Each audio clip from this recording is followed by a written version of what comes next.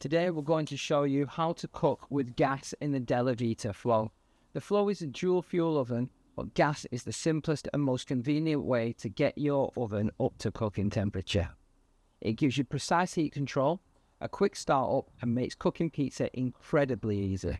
Connect your gas using the click down gas connector and then turn the lever to the upright position, allowing the gas to flow directly through it. Before lighting, ensure that the oven and burner are free from blockages, i.e. food residue, little creepy crawlies that may have made their way in there. If you do find an insect, they must be taken out there because it's dangerous and it could cause some sort of combustion issues.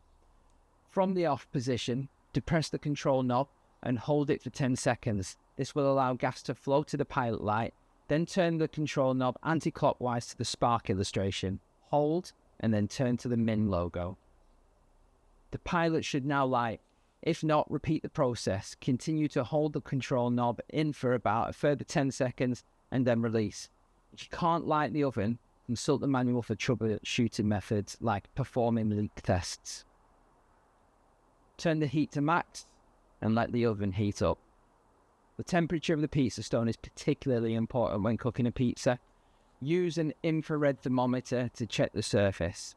Temperature of the stone is important and we need it to be equal around.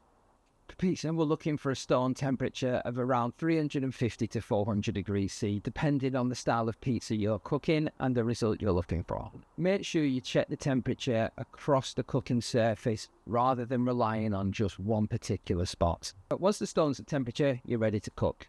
Turn the dial to the cook position for a low, more controlled flame to aid cooking.